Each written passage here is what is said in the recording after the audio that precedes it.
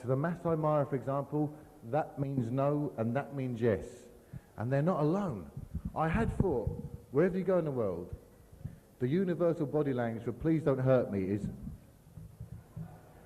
recognised in over 1 million outlets worldwide as the international hand gesture of appeasement, except the Incas.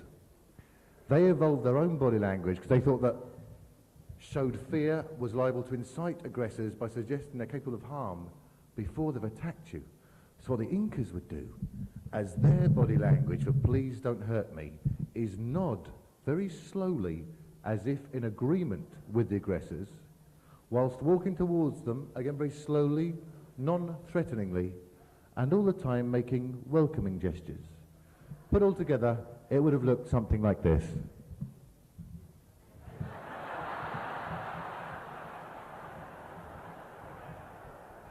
And they were wiped from the face of the earth.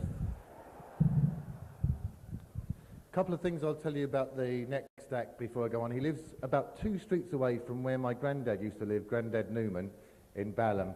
And he's a very cynical man, Granddad Newman. He was like, I don't bother going out. I've got me snout, and what's the point? You know, you go up the high street, you bump into someone, it's all that hello, how are you, all that stuff.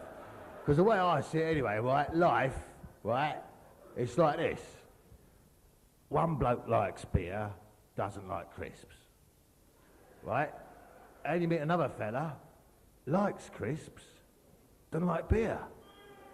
Then you might meet a chap who's sort of retarded and from Moulscombe. Then you might meet another fella, he likes beer and crisps.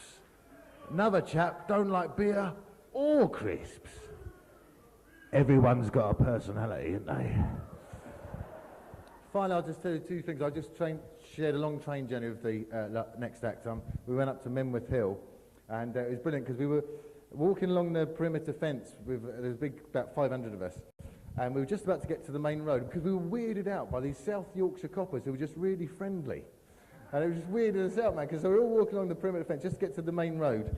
And the 2 army trucks were coming along this little perimeter road, and so about a dozen people sat in front of them. And these South Yorkshire coppers just come up to them and went, oh, don't do that, we've just shot down the A59 for you. And they were sort of going to the army trucks, yeah, well, where's that load of death going? And a soldier leant out from the cab, Mozambique.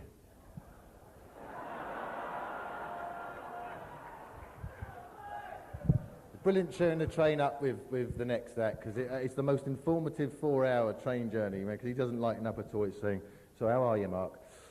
In 85, Central and Sherwood is set up, and Jeffrey Robinson, meanwhile, in Moscow, a financial laundering thing is going to Gaddafi, but on the other hand, fucking brilliant, man. Please welcome the best stand-up I've ever seen in my life.